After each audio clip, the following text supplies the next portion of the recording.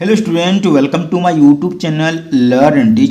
Student, आज के video में समझेंगे डायरेक्ट एक्सट्रैक्शंस के बारे में कि आखिर में डायरेक्ट एक्सट्रैक्शन होता क्या है। ठीक है, डायरेक्ट एक्सट्रैक्शंस का अगर हिंदी अर्थ देखेंगे तो इसका मतलब है सीधा निष्कासन।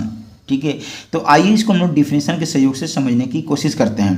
यहाँ देख सकते हैं, मैंने यहाँ लिख के बताइए, फर्स्ट पॉइंट में लिखी हुई है कि डायरेक्ट एक्सट्रैक्शन और forward extraction is a metal forming process where a heated billet is push by a ram through a die opening resulting in a product with the same continuous cross section as the die। मतलब कहने का मतलब क्या है कि सीधा निष्कासन या अग्र निष्कासन एक धातु निर्माण प्रक्रिया है जिसमें एक गर्म बिलेट को एक रेम द्वारा डाई के छिद्र से ढकला जाता है, जिसके परिणाम स्वरूप एक ऐसा उत्पाद प्राप्त होता है जिसका क्रॉस सेक्शन डाई के समान निरंतर होता है। कहने का मतलब क्या है कि डायरेक्ट एक्सट्रैक्शन को हम लोग फॉरवर्ड एक्सट्रैक्शन भी कहते हैं, दो नाम से इसको आप कह सकते हैं। ठीक है, यह एक तरह का धातु निर्माण प्रक्रिया है, मतलब धातु से बने प्रोडक्ट को निर्माण करने की प्रक्रिया होती है। ठीक है, और इसमें क्या होती है कि जिस आकार का डाई का इस्तेमाल करेंगे, जिस आकार का डाई का इस्तेमाल करेंगे उसी का फॉर्म में हमारा जो धातु है, जो हमारा प्रोडक्ट है, वो बाहर निकलेगी और बनेगी। ठीक है, अगर हमने इसके अंदर स्क्वायर वाली डाल के रखी है तो स्क्वायर वाला प्रोडक्ट यहाँ पे बन के निकलेगी। ठीक है, ये क्या है आइए समझते हैं। जैसे कि मान लीजिए आपके सामने ये मेटल का कंटेनर है, जो इसकी जो थिकनेस काफ़ी मोटी होती है, इस टाइप से ठीक बनी हुई रहती है, चारों तरफ से गोल के आकार में रहती है। ठीक है, अब क्या होती है, यहाँ पर डाई का इस्तेमाल करते हैं।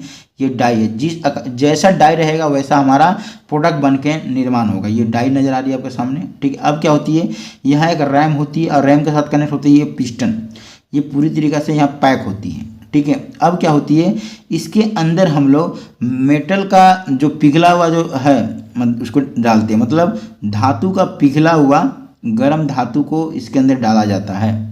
ठीक है, और जब इसके अंदर जब डालिएगा गर्म धातु को तो अब क्या होगी, देखिए समझने की कोशिश कीजिए कि जैसे कि कंटेनर है, ये हमारा डाई है और ये हमारा रैम है, और इसके अंदर हम लोग धातु को पिघला हुआ डाल दिए, मतलब एक तरह का लिक्विड के फॉर्म में डाल दिए। ठीक है, अब इसके अंदर जाएगी।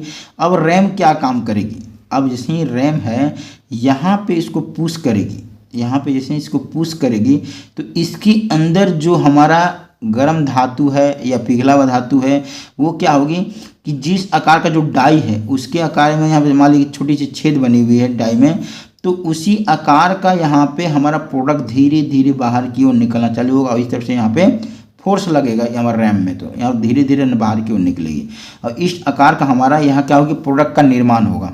तो इसको क्या बोलेंगे, सीधा निष्कासन, मतलब सीधा हो रही है, सीधे सीधे यहाँ पे हो रही है, तो इसको इसीलिए डायरेक्ट एक्सट्रैक्शन प्रोसेस कहा जाता है। माने धातु निर्माण प्रक्रिया होती है जो धातु के सहयोग से कोई प्रोडक्ट को बनाया जाता है।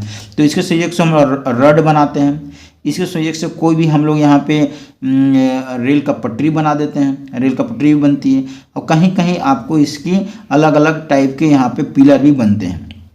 तो इस टाइप से एक्सट्रैक्शन, डायरेक्ट एक्सट्रैक्शन प्रोसेस का इस्तेमाल करके इस टाइप से बना जाता है। ठीक है, और यहाँ पे जो बिलेट होती है गर्म धातु होती है। ठीक है, कहीं कहीं पे क्या होता है मेटल का मतलब पूरी तरह से गर्म धातु का इस्तेमाल किया जाता है, और कहीं कहीं क्या होता है कि पिघला हुआ मेटल का भी इस्तेमाल किया जाता है। ठीक है, मतलब पिघला हुआ रहेगा उसको पुश करके ऐसे बनाया जाता है। ठीक है, तो यहाँ पे अलग अलग टाइप के अलग अलग यहाँ पे रिक्वायरमेंट के अनुसार यहाँ पे इसका यूज किया जाता है बिलेट की जगह। ठीक है, बिलेट मतलब गर्म धातु हो गई, मतलब पूरी तरह से गर्म रहेगी, जैसे इसको हाई प्रेशर फोर्स मारिएगा रैम के सहयोग से तो उसके आकार में जो धातु है वो कट के बाहर की ओर निकलने लगेगी। हमारा ये नज़र आ रही है डाई के फॉर्म में, जो जिस आकार का डाई है वैसा हमारा प्रोडक्ट बनकर तैयार होगा। ठीक है, जैसे कि मान लीजिए कि हमारे ये जो डाई है ये कुछ गोल आकार में है और छेद है बीच में, तो हमारा जो धातु जो बनेगी वो रोड के आकार में बनेगी, छड़ के आकार में बनेगी। ठीक है, अगर जैसे सपोज कि मान लीजिए कि ये जो हमारा नज़र आ रही है डाई है, ये बीच में स्क्वायर है,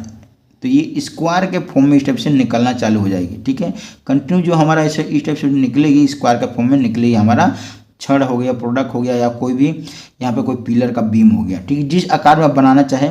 ठीक है। और इसका कोई भी लिमिट नहीं है, आप जितना लंबा बनाना चाहे उतना जब बन सकती है, जिसकी जितना इसके अंदर बिलेट के अंदर हमारा मेटल का जो गर्म धातु इसके अंदर आ सकती है, ठीक है।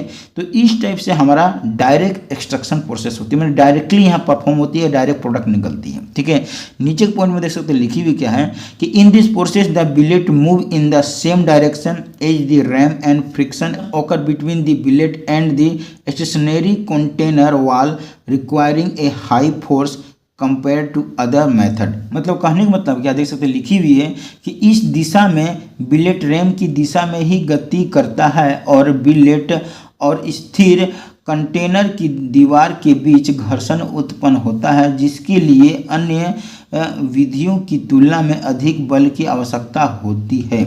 मतलब कहने का मतलब क्या है कि ये जो प्रक्रिया जब होती है, मेटल फॉर्मिंग की जब प्रक्रिया होती है, मेटल को अलग शेप देने का, आकार का प्रक्रिया जब होती है, तो इसमें क्या होती है कि जो बिलेट होती है वो रैम की दिशा में ही, मतलब मान लें कि ये हमारा जो रैम है और यहाँ जो बिलेट है, तो उसी की दिशा में आगे की ओर ही बढ़ेगी। जैसा रैम बढ़ेगा उसी तरह से बिलेट भी आगे बढ़ेगा, और यहाँ डाई के फॉर्म में जो भी छोटे से छेद है उसके सहयोग से हमारे बाहर की ओर मेटल निकलते जाएगी गर्म धातु, और जैसे एटमॉस्फेयर में आएगी तो वो ठंडा हो जाएगी और एक प्रोडक्ट का निर्माण ले लेगी, ठीक है।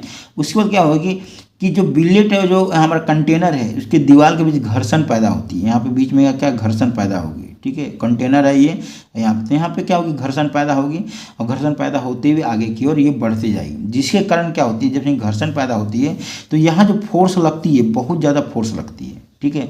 तो मतलब अदर जो मेथड होती है उसकी अपेक्षा बहुत ज़्यादा फोर्स लगती है, तभी जाके यहाँ डाई जो है छोटे से छेद से बाहर की ओर जो मेटल का जो गर्म धातु है बाहर की ओर निकलती है और प्रोडक्ट निर्माण होती है। तो यहाँ फोर्स रिक्वायरमेंट बहुत ज़्यादा होती है इस हमारा डायरेक्ट एक्सट्रैक्शन प्रोसेस में, सीधा निष्कासन प्रक्रिया में, ठीक है।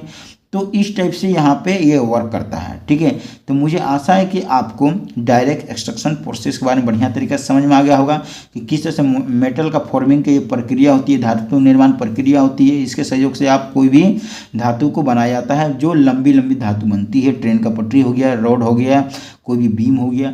तो इस डायरेक्ट इंस्ट्रक्शन प्रोसेस का मतलब यही है कि मतलब सीधा निष्कासन होता है, डायरेक्ट प्रोडक्शन निकलती है, ठीक है।